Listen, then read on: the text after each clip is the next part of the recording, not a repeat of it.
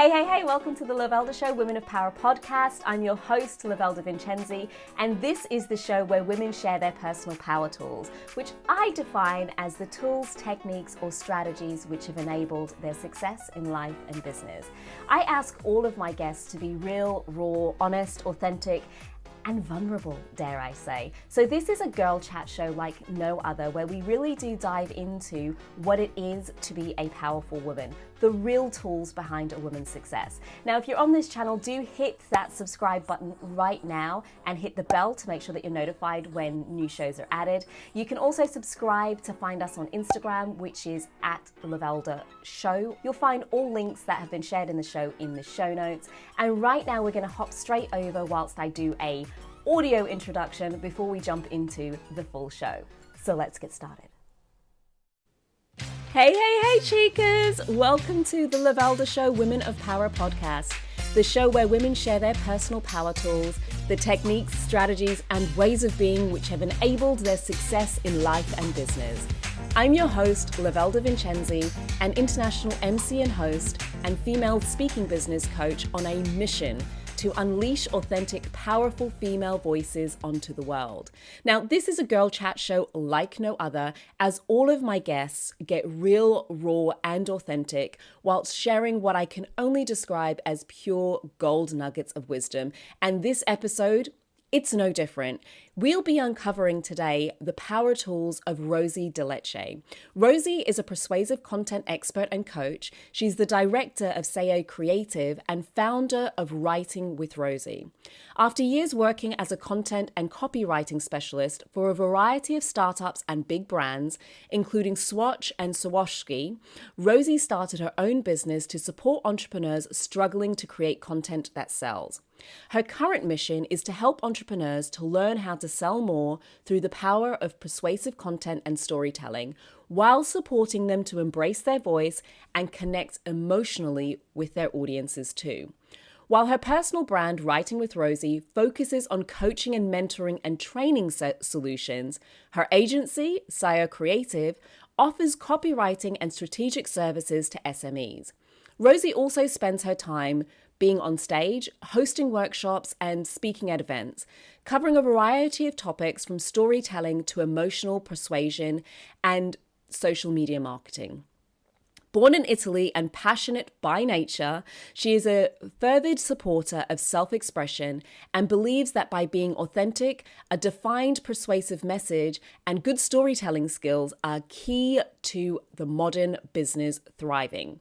So in this episode with Rosie, we cover what it takes to keep going when life just seems like it's against you. You see, Rosie shares her journey of leaving her hometown in Italy to move for love, only to discover that the support she'd anticipated, well, it didn't exist.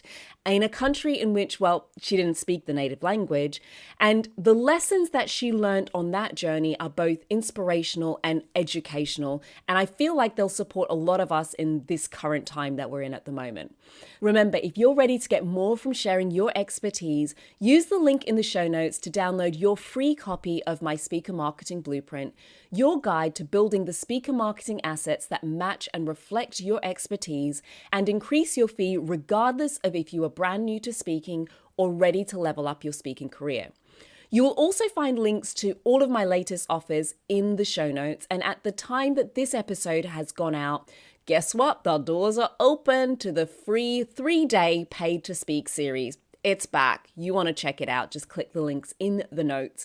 You'll also find in the notes all of the links shared by my guests. And P.S., if you want to make sure that you never miss an episode of this show, make sure you hit that subscribe button to get updates as soon as a new show is added, or subscribe to get notifications direct in your inbox and just take the headache out of it. So that is more than enough from me for now. So let's dive in and get on with the show.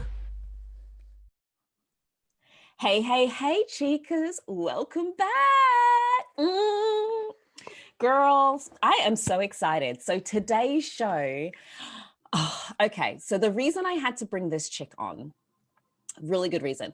Firstly, apart from the fact that she's a great communicator in a second language, I mean, who goes off and starts a communications business in a language that isn't native? So that I'm going to give her props for straight up, and not just like general kind of marketing communications, but the art of writing communications that sell. So that first caught my attention. But then we dive deeper into who she is and what she does and how she came to be who she is.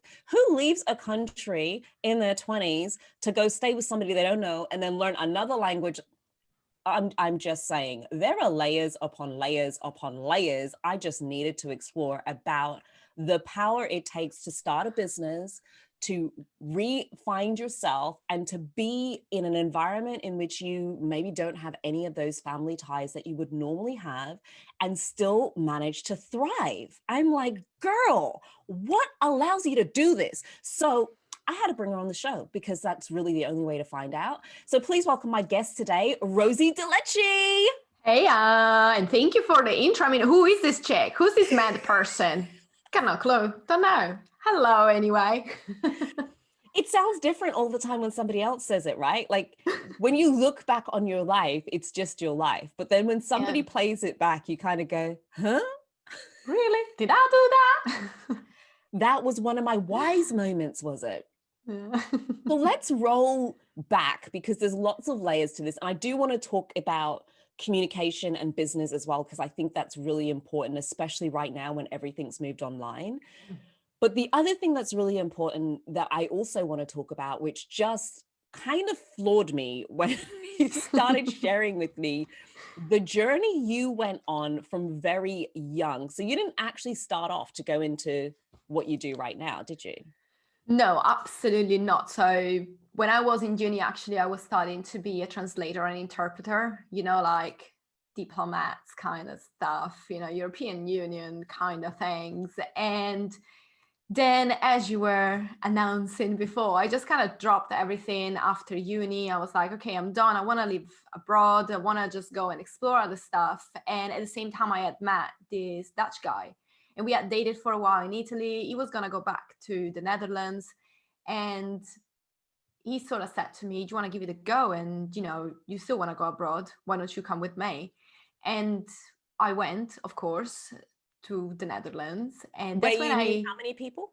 Was 0. Well, 1, including him, I guess. That was that, really. There was a big count. And literally, I was just like, okay, well, now I have to deal with this and a different language, different culture, different everything. But also I realized, okay, maybe I cannot do exactly what I've studied for. So I really stumbled upon the old thing of, oh, this is marketing. Oh, wait, maybe I can do this. What is this? Let me learn about it. That's literally how it went, And so when you got to the Netherlands, like, what was that like? So it's like love of my life. I'm gonna travel the world. Like it's like the sound of a beautiful love story. Young girl leaves hometown, flies across worlds across world. The Netherlands and Italy. The Netherlands is not that far away. But it may as well be a different world, because even though they speak a lot of English in the Netherlands, it's not the native tongue. Dutch is. No, exactly. So I think it was much more shocking and traumatic than I expected or anticipated, really. Because when I went there, yes, everybody speaks English, but also it's not the first language. So you do have to deal with Dutch. And also, I think I was very much, indeed, fairy tale. I blame Disney for all of this, of course, but it was very much fairy tale kind of situation. And I really thought he was going to be there and support me, and his family was just going to love me, and his friends were going to love me, and everybody was just going to love me and support me. Why would they not? Exactly. I'm quite young, I'm just fresh off uni, got no clue. I have all this ambition. None of that was really there to wait for me, I guess. Get out. Ambition. How did they not love you? So you went you packed up your bags, left your family, your friends, moved all the way to the Netherlands, set up shop. Yeah. Boyfriend's kind of like, good luck. Yeah. Boyfriend's family's like, And boyfriend's friends are kind of like, Yeah, pretty much all of that, with a lot of much more unpleasant words in between, but yes. And for me, I think it was really, really shocking because not only, of course, culturally it's different. So yes, I did find some resistance, but also I think it was the kind of resistance. And of course, I mean, this was 2011. So it was the moment that things also in the economy were getting better after 2008. But for somebody who's a foreigner, has no experience in the proper way because, I was just graduating. You hadn't had a full-blown job before you moved. No, exactly. I had done internships and all of that, but not actual career, whatever. So to be in that space at that moment was really difficult, and people were not very keen on just giving you a chance, especially if you didn't speak the language at first, And the resistance that then I found more on a personal level was all these people really doing their best to, I guess, trying to mute me down. That's how it felt to me, It was really that feeling of, oh, all of this ambition, just take it, put it in your bag and keep it there forever because there's no point to it. So how do you navigate that? Because a weaker person, let's just say, nobody would knock you if you kind of went, screw this for a barrel of soldiers. I'm going home. I don't need this. Yeah. So why the hell did you stay? Because you didn't go straight home. This is one of those questions that sometimes I do ask myself a lot as well. But I think at that time, there were a couple of things at play. One was I was very much in love, of course, with this person. So I was determined as well to try and navigate those cultural differences. And because I was coming as well also from another, let's say, intercultural relationship, I understand that there are some things that you need to deal with. So I was determined to understand him, understand his culture, and just, give it a go because I was so in love. And the other thing, I guess I was just a bit stubborn. I was very determined. I had that thing of, no, I've always wanted to live abroad. So yes, I wanted to go to London because that was my dream place, but I should be able to make it anywhere because I'm determined to do it, because I know that I can do it. So that really drove me to just be like, no, I'm gonna just do it my way as well, because everybody was just telling me yeah, go ahead and wash, dishes in a restaurant, in an Italian restaurant, that you don't need the language. You can just communicate with Italians. And I was like, well, I don't want Italian friends. I mean, not that I don't like Italians. Let's put it here. She has a lot of Italian friends. Rosie does like the Italians. She's Italian. It's not that. It was about expanding my network, I guess, and being able to be part of the Dutch community rather than an Italian living an Italian life in the Netherlands. Exactly. That was that. So I was really determined to, just find my way and do it my way. And I think that really put me in a situation where I was like, well, I'm not going to give up. I'm not going to do it straight away.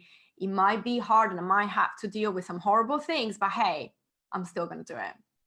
I'm still curious though, how do you keep because what I'm hearing is the environment, I'm gonna say it, girl, it was toxic. It was hostile, toxic, bad. It does not even sound like there was one ally there who was like, come on, girl, you got this, right? And we know how important those people around us are to help us move forward. So when you're in a situation where you have no allies, everybody around you is telling you there's no way that this is going to work. Even the most determined person at some point, it's really difficult even for that level of determination to sustain itself in that space. So you can have somebody who naturally has a lot of determination, and then you put them in that sort of space, and it just over time chips away at them. The longer they stay there, then they start to believe it, especially if you're going out, you're doing the work and nothing is happening. Yeah. Because it's not like you went out to a couple of job interviews and then nailed that role. So now you're in a situation where you've moved away, you hadn't had a career beforehand. So I'm presuming that you didn't have the level of financial freedom that you'd otherwise have if you had your own career before you left and you could just kind of make more decisions. And we do know that, that financial freedom to a greater or lesser extent drives some of the choices we feel that we have. how on earth did you navigate that and not crumble? I think that is exactly what you said. You said it chips away at you. And I think that in a way it was doing it, but first of all, I was not fully aware of it. I will also say this in a very honest way. But also it was literally, yeah, I had no money. I left Italy with just a couple of thousands of euros, and that was it. I just had to find my way. I was trying to find like little assignments here and there for translation online. I was coming up with all these ideas of, giving Italian lessons to people. I was just trying all these little bits just to basically pay for everything that was my life. But I think for me, again, even in the moments of, damn, I am going to give up, the question was, what is the alternative? What am I going to do? And I think that really always pushed me forward to just do better, try harder, keep trying. Because eventually I was like, okay, what am I going to do? I'm going to go back home. But I've been wanting to leave Italy for quite a few years now. Okay, what am I going to do if I go back though? Okay, yeah, I'm going to move back with my parents. What's the job market in Italy? Okay, quite terrible. Okay, well, yeah, maybe I'm going to try a little bit harder now. And I think that really propelled me as well, because I always felt, well, in a way, I don't have an alternative on the other side that is so appealing. It's going to be an alternative that is okay, it's less painful, but it's less interesting, it's less aligned with where I want to go. And that really pushed me. And then there was this one moment, right, when I met this girl. This was, I think, about almost a couple of years after being in the Netherlands. So this is 2 years in, 2 years of the situation, 2 years of the chipping away at you, 2 years of still have not, didn't land that major job, haven't started my career, still figuring out little bits and pieces here. 2 years is a long time when you're in that situation. I'm just going to say that. And it gets worse, because I met this girl and she's still my friend to this day. Like, she's one of my best friends, Italian girl, actually, Maria. And she was working for a company that I wanted to apply for. So I actually just sent her a message on LinkedIn. I was like, hey, you got this job that you're leaving, apparently. Why are you leaving it? And can I apply for it? Literally, that's how I got to know her. And she was like, being Italian, let's just go for coffee. So we became really close friends. And just shortly after, my ex-partner, he got a job in Rotterdam. At first we were living in Utrecht. So I was like, well, I like Rotterdam as a city, but I'm just settling here, and now you're taking me away. 2 long years. Exactly. So we moved to Rotterdam though, because he was very set on it. And I saw, in a way, well, it's a bigger city, international city. Maybe it would be, to my advantage. As we got there, things were very stressful for him. And for me, again, I was starting to find friends. And actually, he kicked me out of the house. Yes. So, because he wasn't enough. Okay, for y'all listening on the podcast, my eyes almost just popped out of my socket. Yes. Like, what? Yeah. He said to me, I'm too stressed, whatever. I'm tired of you being home. These are words that I will never forget. I'm tired of you being home and being home every time I come back home from work. And I love you and I want us to work, but I don't think I can do it this way. You definitely have to go find yourself a normal job. I don't care what you do. You have to find, like a better situation for you. I could speak Dutch already at that time quite fluently, because I had learned eventually like 6 months or something. So I was like, okay, I can do this. And he just was like, so you either go away or we're breaking up, and you got 3 days to do it. So yes, deadline and all. So I did pack my stuff, because again, I was still in love. I was very stupid. Like, looking back, I wish in a way that I had just used that moment to say, that's it. But, hindsight is a beautiful thing. At that point, I think I was also so in it, and so in a way, like, isolated from having that good friend that tells you, like, Lovelda, if you would have been by my side. I just said, girl, what you doing? What are you doing? This Exactly. does not look like a long-lasting No, two-way no. relationship, girl. What you doing to yourself? No, exactly right. But I didn't have that. And it's like I was just getting to know this girl. And, for me, it was like I felt very lonely and also very much like, okay, again, I just need to make it work. Also, because everybody tells you that millennials cannot hold relationships because they give up too easily, right? So I just wanted to prove them wrong, I guess. I don't know. So I literally packed my stuff, found myself a room. And that was the moment where literally every month I was just ending up with no money.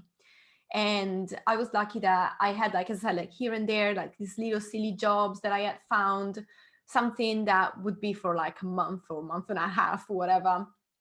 And eventually, through this friend, through Maria, she sent me an email. She was like, I was looking on LinkedIn and I found this vacancy. They're looking for somebody who can write, who can translate, who can speak multiple languages. It sounds like you. Why don't you go ahead and try? And I thought, this is a marketing thing. I got no clue, but it seems like I can do the things that they're asking me to do, right? I mean, I can write, I can speak the languages, I can translate. I think I can do this.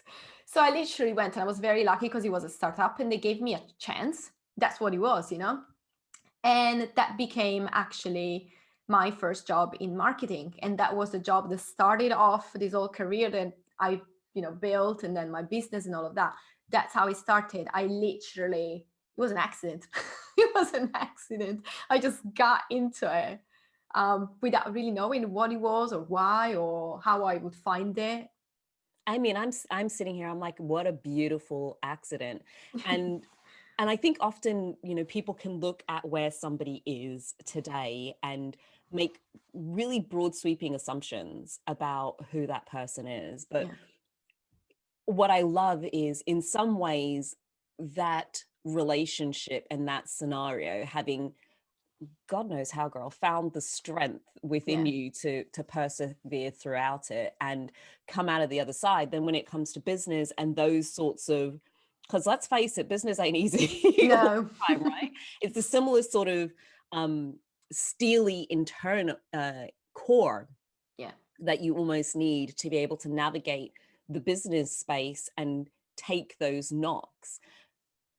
Ooh. So if I'm curious, right? Yeah. Right now, if you were to go back, if this Rosie was to kind of Yeah. go back to Rosie back then, Mm-hmm. Especially at that point where you'd been there for years, you'd learned the language, it still wasn't working, and now you're kicked out, what would you say to that chick?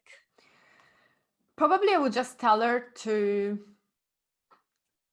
leave that relationship, not try to change yourself and fit with these people. Don't even try, because clearly I tried at one point and I failed anyway, because I was just, too much set into who I am, and I'm fine with who I am, But I would definitely tell her, like, don't even try it, because even trying is going to be hurtful. And I would just tell her to keep doing whatever she was doing, because I also truly believe that if you're not happy in a situation, with your life, whatever it might be, your job, your love story, whatever it might be, I truly believe in making a change. And a change can be radical, can be subtle, because of course, also in that relationship, I started to make a lot of changes in our dynamic. So things started to change, but I just always know I cannot stay in that situation. And of course, sometimes you need a radical change, like eventually I did, breaking up, moving countries again, like all of that. But you can still change things. For me, accepting a situation is not a situation that does not make you happy, of course, is not something that is acceptable. You cannot do it. So I would just encourage her, just keep going to make those changes even quicker, probably. Mm-hmm. And it's interesting because I think we do find ourselves in that position, and it almost just becomes, for whatever reason, like in your case, it was love. That was the reason why I'm staying, because I want to make it happen. What I love, or what I found really interesting that you said was, don't try because you're only going to lose yourself, or something along those lines. It was like, you can't make this happen anyway, right? Yeah. There's an inauthenticity in molding yourself to a situation that's never going to work, because in order for it to work, you have to lose a part of you. Yeah, absolutely. And I think that there is a tendency right now, especially if you look around like social media, whatever, it seems like everybody's telling you what to do, who to become, who to be more of this, be less of this. Like I've been told all my life that I am too much. I talk too much. I'm too Italian. I'm too loud. I'm too much too of this. Italian, Too is that Italian. a thing? Yeah, in the Netherlands, apparently it is. You think I've not heard like you're too Italian. What the hell does that even mean? I don't know. You wear too much, I don't know, high heels. Like I've been called a lot of too much, you know? And I find that that's quite, it's heartbreaking to see how though a lot of us, especially women, we feel like we have then to become whatever people are telling us, that we have somehow to mold this society, that we have to let go of the quirks. I don't care. I love my quirks. I know that I'm quirky and I embrace it. I love that I am stubborn and brave and that I talk too much because it makes me a good storyteller, or else I wouldn't even be good at my job at this point. You know what I mean? So it's really difficult to see how everybody's telling you to be something else, and you almost have, you have to be very set in yourself to keep walking the line, saying, no, this is me, this is my path, I'm gonna do it. Sometimes though, there will be moments when you're going to be sidetracked a little bit, and those are the moments when you can try, because as I said, like I tried at one point to be less Italian. I tried, I don't even know what that meant really, but that was what my ex-mother-in-law said to me. And I was like, well, yeah, I can try, but am I happy? No. And, I said before, it was chipping away at me unconsciously or without me really realizing it until I actually had a burnout. It was the beginning of a burnout, so I caught it on time, let's say. But that was the moment when I realized, gosh, this has been like internally hurting me. So even though I was, keep going, keep fighting, at one point you get so tired and exhausted of the fight, and that's human, And at first I thought, I cannot accept that. I'm very, very strong. I cannot accept this moment of weakness. But then actually I realized, no, wait a second, this is normal as well. And it's because of everything that I had to go through. So again, there was also a wake-up call to say, okay, no, you see, I was right in sticking to my path.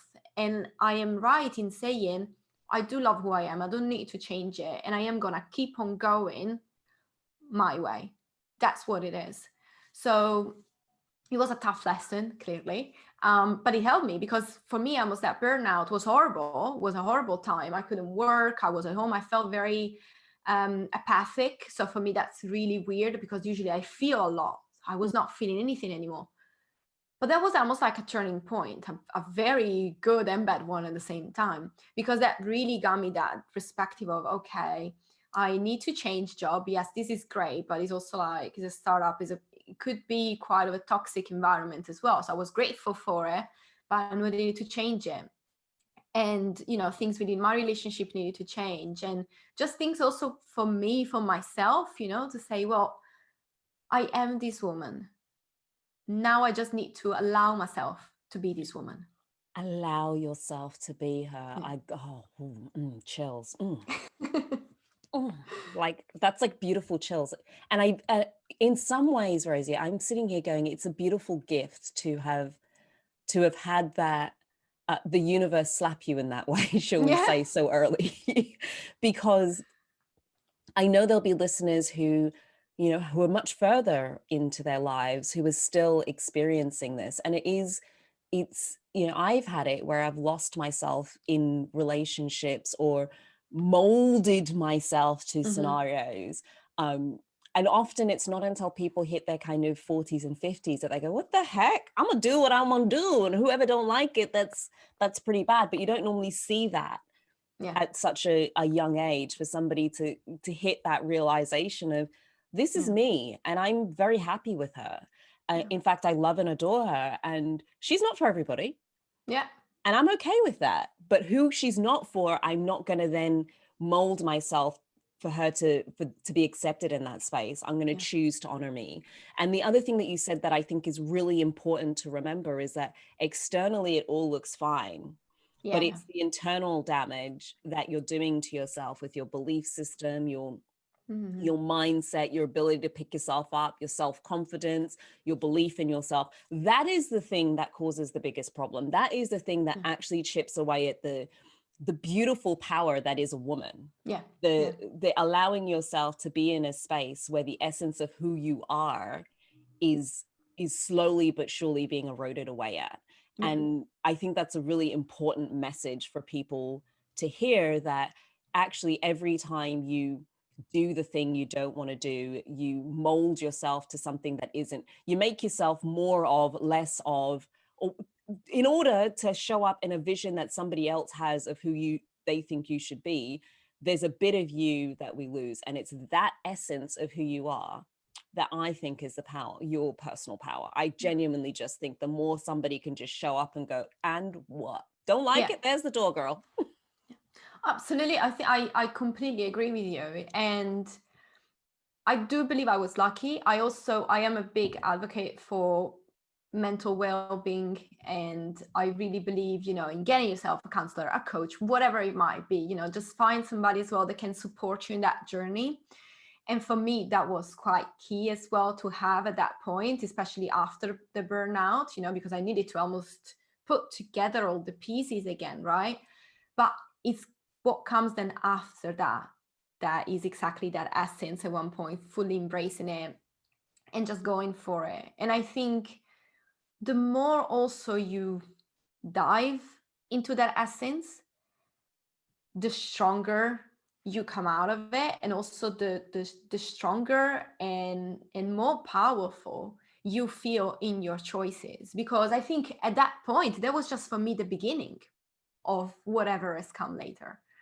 Because I could say that the tipping point of everything just came probably about 4 or 5 years later, when at that point I was like, well, you know what, actually, yes, I love this person, and yes, we are in a relationship that now is much better. Yes, he's finally, found a groove that is in rhythm, in sync with mine and all of that. But I was not happy. That was the moment when I realized I'm not fully happy as I want to be. I was happy, you know what I mean? I was okay. I was content. That's the word. But I was not, and I was like, and what about that desire of me being in London? And what about my business? Because at that point I had already started my business. And I thought, this is going well, but I know it could go much better. Because right now I don't have the support system. I don't have the community around me. I don't have like the great clients that I want to work with, because these clients are just like, with all due respect, people, but these clients were just like meh in a way. You know what I mean? Like they were not my dream unicorn people. They're not the ones you wake up and you're like, oh my God, I can't believe I've got a session with this person today. And those clients exist, right? You have clients who are going through the motions of doing the work with them or delivering stuff to them. And you have other ones, you just like your heart, you just adore them. It's like, oh, I can't wait to show up and see them. And I'm just excited to engage with them, and everything about being in there, it's like a blessing, co-created blessing. And you just didn't have those ones. No, exactly. So I didn't have those. And that again, like was giving me that feeling of, okay, well, yeah, so everything is, I'm content indeed, but there is not that oomph, that I want to just more of this, that what was missing. And I say that 29 has been my year of crisis. That's usually how I describe it, because I turned 29, was my birthday. And that same day, I had quite of a bad day. I was not feeling well. Like I was physically ill. I was not feeling well. I was not very happy with how things were going. And I sat down with my ex and I said to him, do you know what? I think that this dream that I had of going to London had a reason. I've been cherishing that since I was 10 or something. So I still haven't made it come true. So I'm really thinking it might be time. First of all, I said that to him. Then I said, second, I think our relationship is good. Not sure it's good enough. And I don't know, like now we had been together at that point for like 8 years. So I thought, are we going anywhere? So I kind of questioned it. Here? Yeah, exactly. Like, what's happening? happening tomorrow? You know, like this is being fun, but what's happening tomorrow? Let me know. Are we a little leveling bit. this up? Is there something more to happen? It feels like we just kind of hit a plateau, you know, it's Exactly. it's all right, but I wanted to go to the top of the mountain and we're kind of Mhm. stuck about halfway up. Pretty much that. And I think I was very lucky because that's something that, I mean, I'm still friends with my ex, like we talk quite regularly. There is a lot of love and affection because it's almost like family in a way, also like almost as we had to go through a sort of divorce in a way without being married, you know. And I was very lucky because he was quite understanding. Of course, he was very hurt, but he said to me, let's take some time. And if you need to figure it out, it's okay by me. So I was very lucky that he reacted like that in a way, because that gave me the opportunity to really explore, okay, what do I really want? And of course, it was a very, very painful, sad moment for me and probably for him even more at one point, you know, because he had gotten to that point of not only being content, but he had gotten to a point of, if nothing changes in my life, I'm very happy. Yeah. Whereas I wasn't there. And I mean, there was also if this is it, I feel like I've lived a blessed life. And you were like, what, this is it? But there was also like, there is, I mean, an 8-year difference between the two of us. So, you know, him being older also meant that he had been through a lot of things. He had done all of the stuff that he wanted to in a way already before me, you know. And that was it. Like that was in June. And October, well, already like, you know, in September, I knew already so what was going to happen. So I took a few weeks. I came to London to just have a bit of a, you know, reset and see what things could be like. Also because I had a lot of clients here, a lot of, well, not necessarily, well, also a couple of friends. So to be fair, I had one of my friends from high school that was here. So I thought, you know, just let me test how things can be. And I was part of a couple of like business communities as well.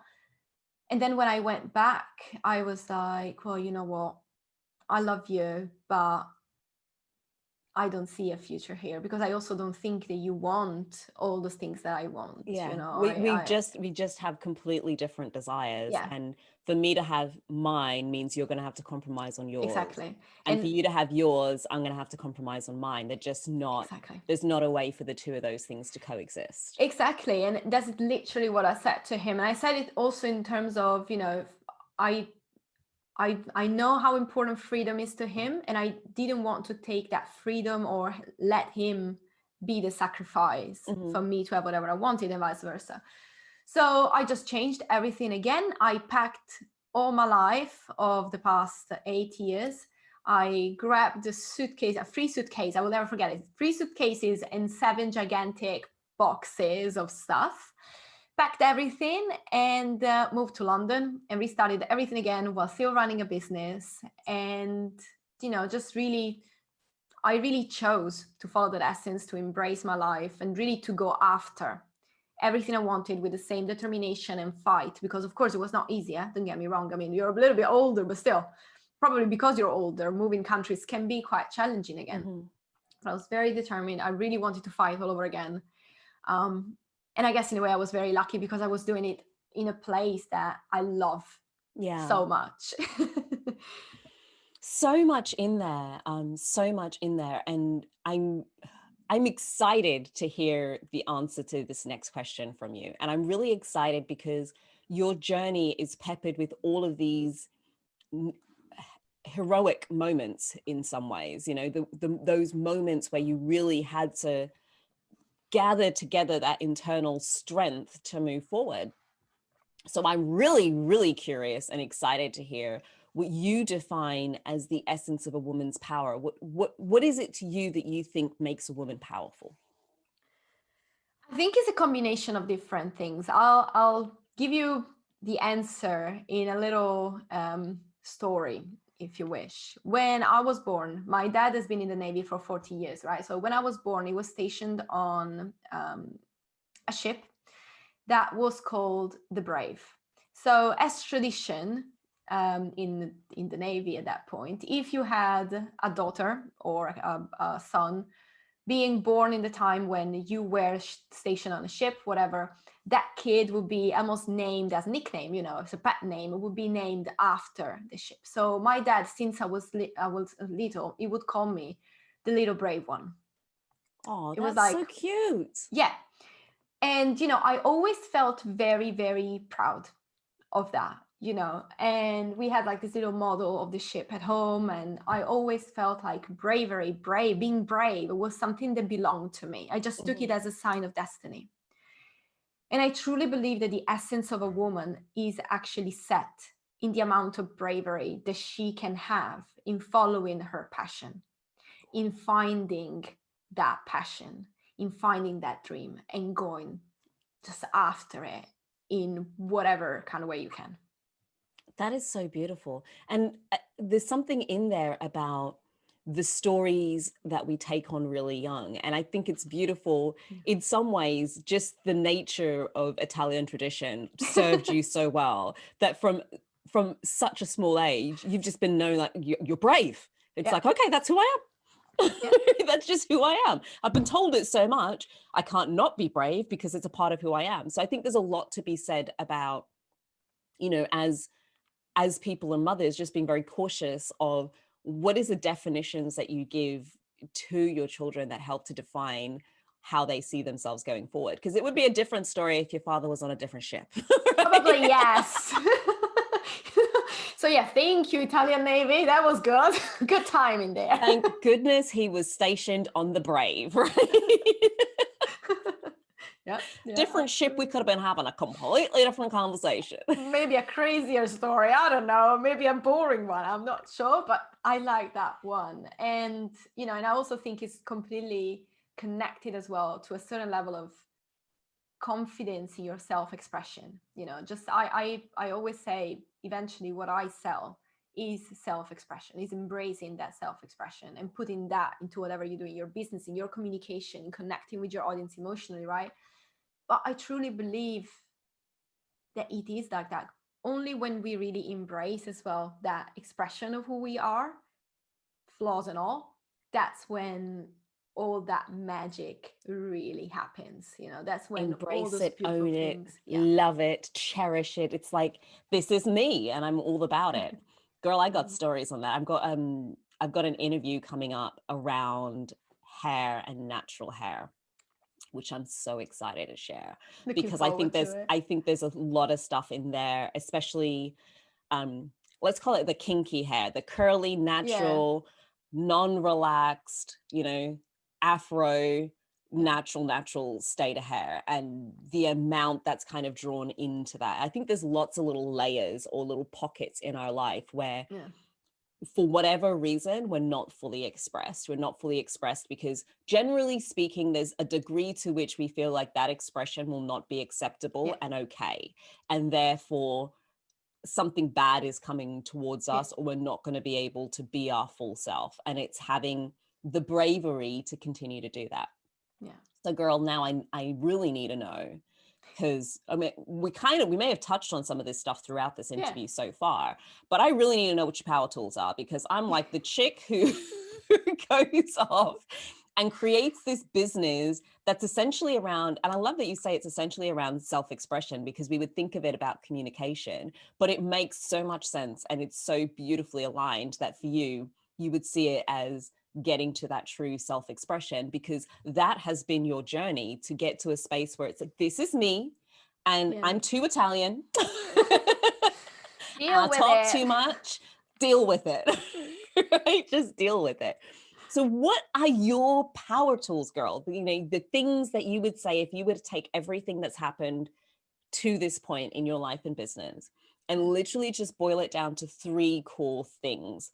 They could be what do we call them? They could be tools, ways of being, values, that sort of thing, that you would say, if it were not for these 3 things, I would not be who I am today. I would not be able to have the success that I've had to date. What would those 3 things be, girl? Let's start with the first one. I think that determination is a big one for me, because clearly if I had not been determined to say, no, I'm not going to wash dishes in an Italian restaurant, you people, you can fuck that. Well, no. So Sorry. That's not me. I'm not the dishwasher. No. So if I wouldn't have those moments, or if I would have not, being determined in a lot of situations, because, I could tell you stories for days, like when I got into fights also with some bosses, whatever, like all that kind of stuff, then eventually always led something good. But if I was not determined and I had not the determination to say, no, this is what I want, this is who I am, and now you can just go and shove it up somewhere else. So, that is the first thing. The second one is probably just being passionate. That's something that, again, I completely feel like I'm aligned with the word passionate.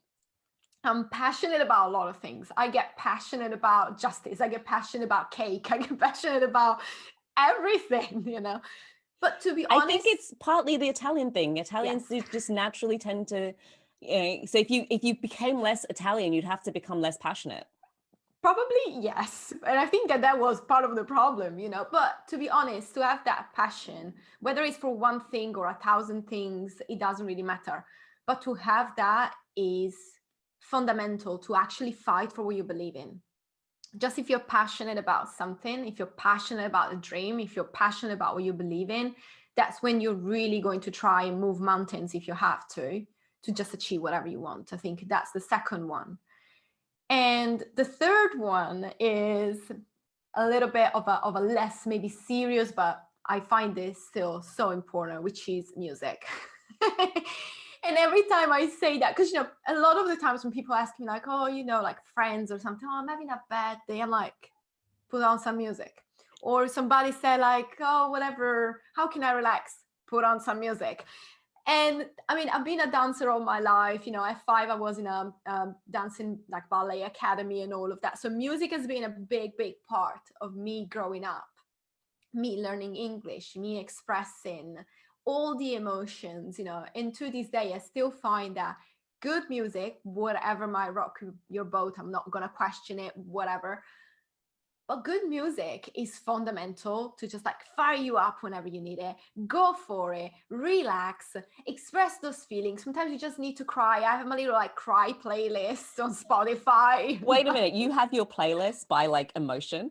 Yes, I do. Of course I do. But do you know what? Music has a huge role to play in many people's lives, because what's interesting, if music did nothing, then why did my dentist decide to put on classical music when I went in and told them I was nervous, right? Exactly. So they were, they play them in train stations and on airplanes and that sort of stuff, because it can have a really distinct impression on your mood. Certain music fires you up and gets you excited and it's like, yeah, ready to go in. And other music will just kind of calm you down and relax you. Yeah. And it's not necessarily, there's no rules about this. It's not necessarily the same for everybody in the world. And it's not that one genre is better than another genre, but there's so much expression in music, right? There's so many different types that I love that, as having that as a place of grounding. Like, okay, what music is gonna, what do I want to feel? And therefore what music is gonna help to transport me there faster. Yeah. Ooh, absolutely. That's cute. Yeah. I had never thought to put my music by emotions. Like, do it. My happy playlist. This is my crying playlist. This is my determined playlist. I think I've got. You heard it here first, folks. That's how music's supposed to be categorized, by feeling. I got different ones, but I think I got one that is called Let Emotions Flow, which is very much the crying one. Then I got the happy tunes. I've got also something that is called the CEO mood, which is all about that determination. They're like, like, just go for it. Just slap them all in the face, Rosie. You got this. So, I do have this little playlist. I got like creativity and inspiration. I got all these. Of course, I also got normal playlists, you people, I'm just saying. But these ones are the ones that whenever I'm feeling, oh my God, today I cannot do it, let me play that. Or wait, I really need to be pumped up for this moment. Let me play that one. And it does make a difference. It does make a difference. There are you studies are the about first person this. I think who said music, but you are definitely the first person who's told me ever that they categorize their music by emotions. I'm like, okay, cool, girl. That makes sense.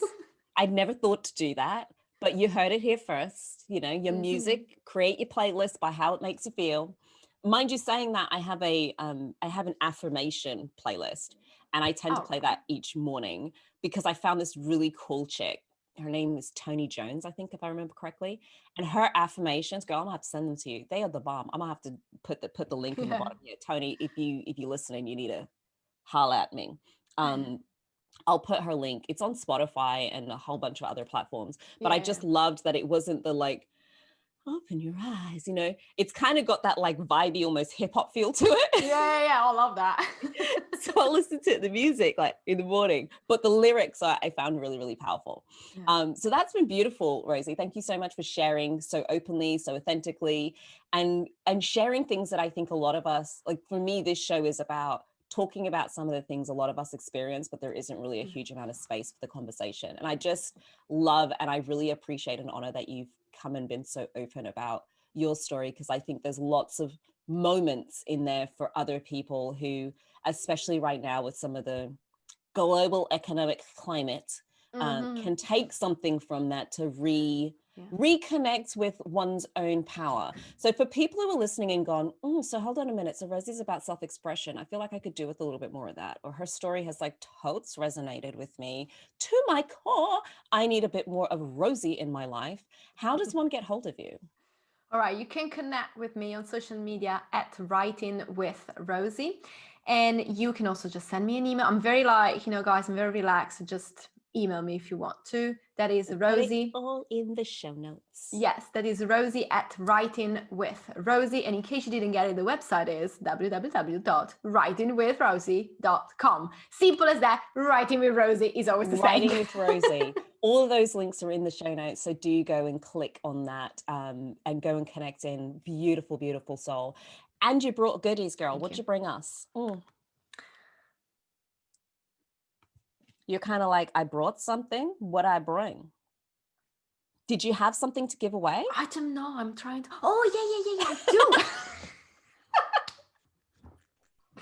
Sorry about that. You see, I forget. Nudge, nudge. Exactly. Okay. Sorry. See, listen, folks. Listen, I gutsed you back. When the guests say they're bringing goodies, I gutsed you. They do not get away with not giving us our gifts. Okay. It's great. It's one of those moments. So wait, what do I, but actually then I remember, well, it's something that is completely aligned with what we were saying and we're telling stories. So I do have something for you. Actually, I have a mini guide that is all about storytelling. It's about telling 3 types of stories. That is specifically, of course, if you got a business, that's going to work the best for you. But even if you're just thinking, okay, how do I tell my story of why I'm doing whatever I'm doing, or who I am and why I am like that, and why I believe in certain things, why this is my vision, you're going to find tips on how to draw out the stories, how to craft them, and how to actually use them so that they can make an impact on those around you, your audience, whoever you serve. Love it. And as you can tell, Rosie's very good at telling her story so that it connects. So you would be in very good hands. The link to that is in the show notes. And whilst you're looking at the links, connect with us on Instagram. We want to hear from you. Hey, that's where we're hanging out. Hey. Oh my God, Rosie, we spoke about so much. I mean, the layers upon layers upon layers upon layers upon layers. It's been, I think it's a show, like I'm sitting here going, it's a show I know is going to have so much impact for people. Like just me processing what you're saying again for myself. I'm sitting here going, there's so much in this that I'm probably gonna go back and listen to my own show. I do that, people. I do. I really do. But if there's a good one, it's a good show. I've listened to it multiple times. So yeah, I'm a little biased, but my guests be coming on, they bring it, girl, and I'm like, oh, girl, you need to go back and have a listen. What if you were to leave us with just one thing, though, having shared so much? If there was just one little nugget that we could walk away with, what would that be? Don't be afraid ever, never in your life to be who you are, to express who you are fully, and to just really follow whatever intuition, passion, dream, whatever you want to call it, whatever it is that really sets that fire in your heart. Just go for it. Be brave, be passionate about it, and don't ever let anyone tell you, no, you can do it, or no, I'm sorry, but this is too much, or this is too little, this is not good enough. Just go for it, believe in it, and keep fighting for your way. Keep changing whatever you can until you don't get to that point where you're like, I'm happy, I've done it. Be more you. Oh, the chill's going all the way up my back. I'm like, oh, y'all heard it here first. Rosie Di Lecce, ladies and gentlemen, mainly ladies, to be fair. I don't even know. I'm like, tell us what you think. Make sure that you go and head over to the YouTube channel as well. Check that out and click the link and let us know what you're learning, how you're thinking, like what, if anything, in this, I say if anything, as if nothing's going to have shifted for you, but what you've really been taking away from the show. Do go and check that out. Rosie, thank you so much for joining us today. Thank you so much for your wisdom, girl. We appreciate you. And please, it's lovely to be here. Don't stop being so Italian, because I'm loving it. I'm here for it. I'm like, bring on more Italian, more Italian. No, thank you so much. Just the amount of Italian that you're being, we like it. And if one day you want to be more, I'm here for that too. Thank you, Lovelda. Thank you. Thank you so much for having me today. I really appreciate it. Thank you. Girl, I couldn't do without you. I'm not gonna lie. That story needed to be out there. You have been listening to The Lovelda Show, Women of Power podcast. You heard it here first, ladies. You need to go out there, be brave, do you, be you, and do not settle for anything less than who you 100% are. Until next time, my gorgeouses. Ciao. Bye.